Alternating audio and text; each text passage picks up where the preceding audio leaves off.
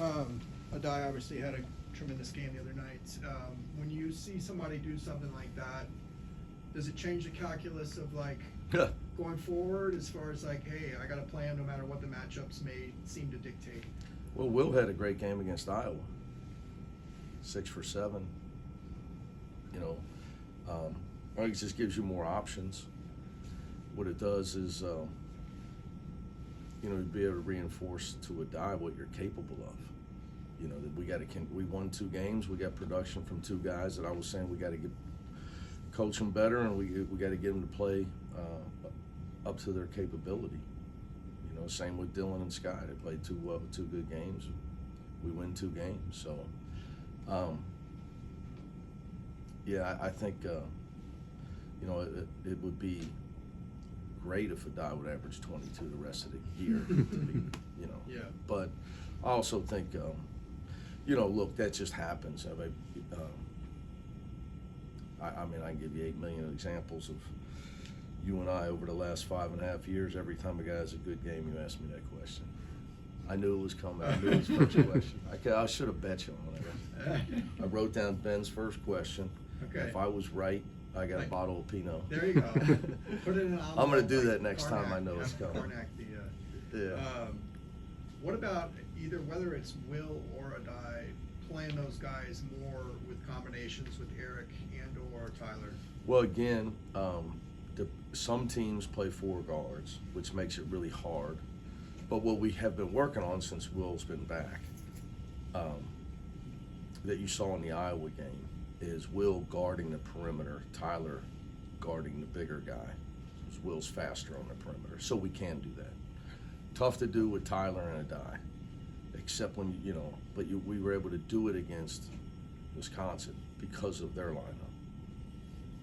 But you know, there's other ways to try to do some things to, you know, be able to play. If you want to play those 2 guys together, the other team's smaller. There's some things that we're working on. After the game, I was a little bit surprised. Coach Gard mentioned Tyler by name when he talked about their early success shooting 3-pointers. I guess that he felt they were able to exploit him. How big of a problem has been particularly his ball screen defense? And I mean, Tunji was the guy making them. Tyler wasn't guarding him. Yeah. I don't know. Maybe he meant our early success, because I think Tyler made a few early. Maybe he meant that. Not sure. But yeah, Tunji was the guy who made 5 for 5 in the first half. Tyler wasn't guarding him. Yeah. You know, look, in regards to Wisconsin, I think they're ranked 9th in the country in offense. And they're this late in the year, when you're ranked 9th in the country in offense, you're a legitimate offensive team.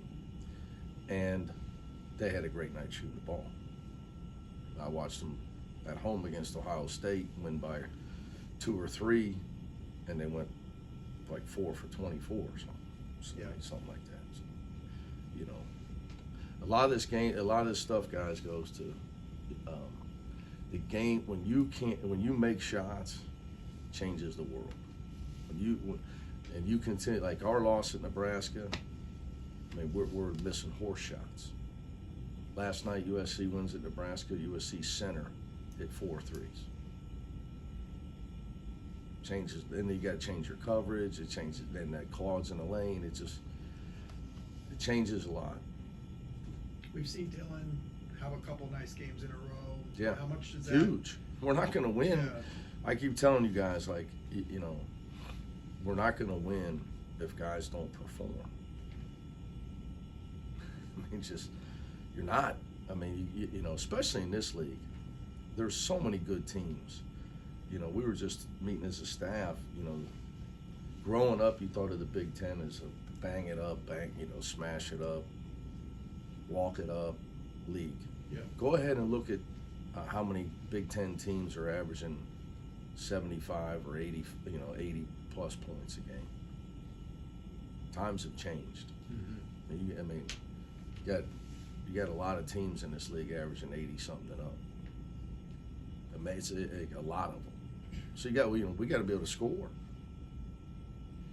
We saw Dylan last year around this time take off and sustain it through the end of the year. What do you think was the key to that, and can we be could this be a repeat scenario here where he kind of sustains this the rest of the year and helps the team? I hope so. What do you think went into it a year ago that helped him? I think it was different last year in that, you know, he hadn't had a lot of playing time. You know, and I'm sure that, you know, he got used to being out there longer. You know, I think he's getting his confidence back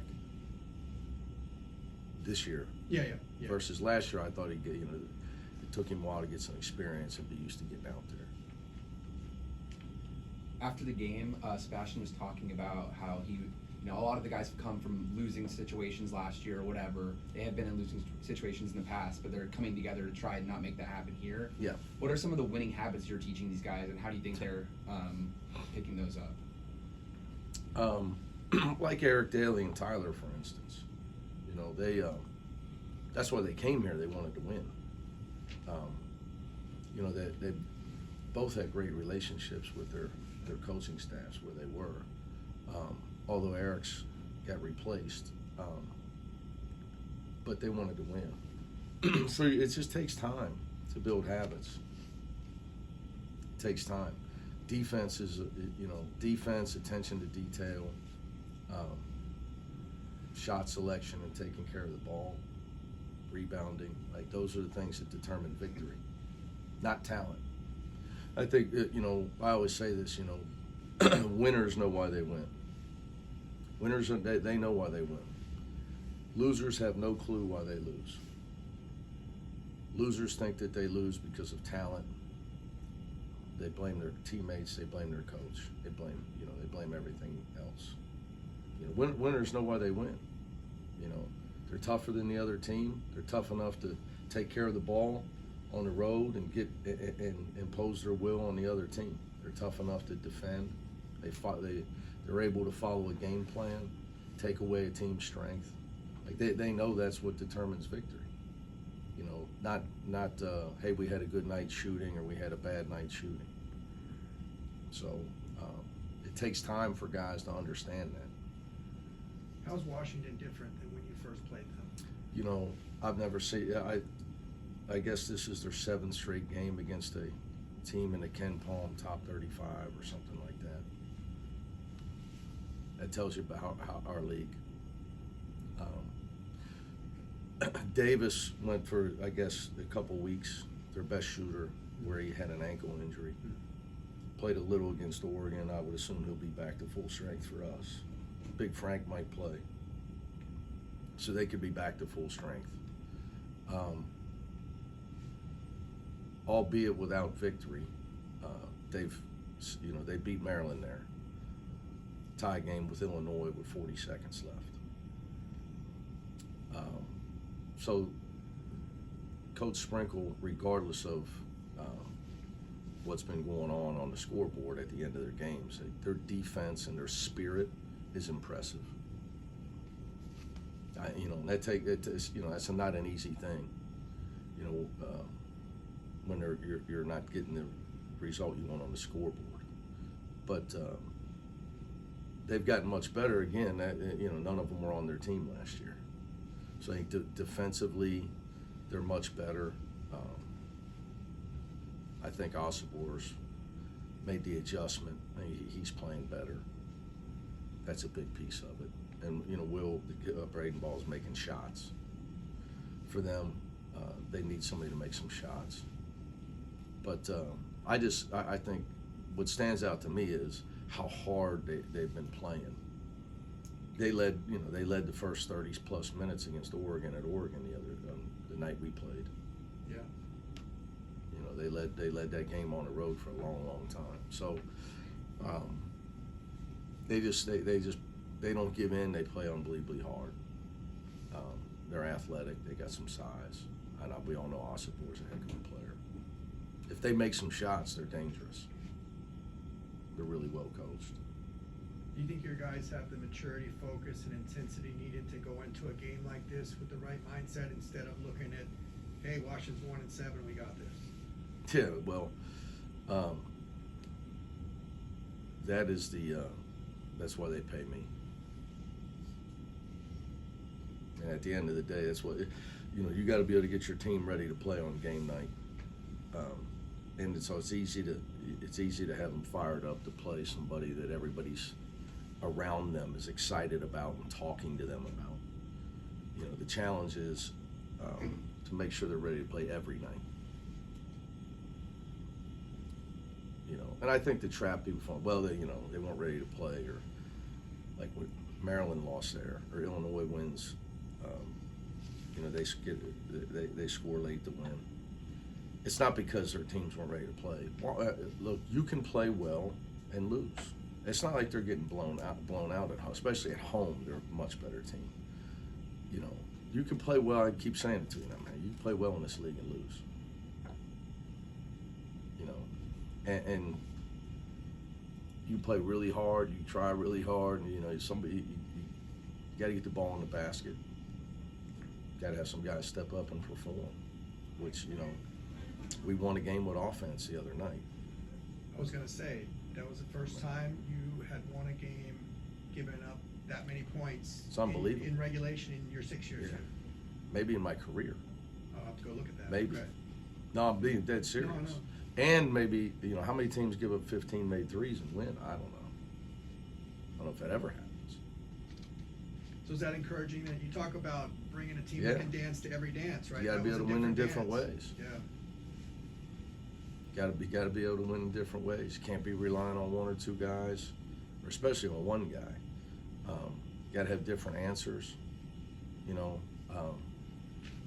That being said, we better get better defensively. You talked about wanting to get better in the press, the full court press a little bit. I mean, I don't know if it's full court, just applying pressure. And, Yes. What's it going to take to do that? I would say this, it's a mindset. It's a mindset and you can't be good at anything. I've said this in here unless you're really into it. Like St. John's is losing last night by double figures to Xavier at home.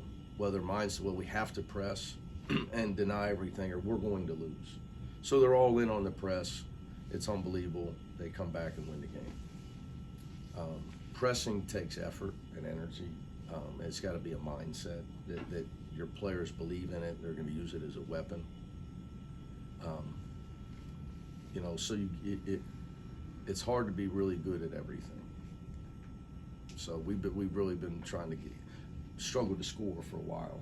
So we've been trying to get better offensively. So it's just areas you got to keep working on. It takes effort and energy, but your guys they got to want to do it. If they're up there because you're making them do it, it's a bought-in thing. All right, guys. Thank you so much. You got it.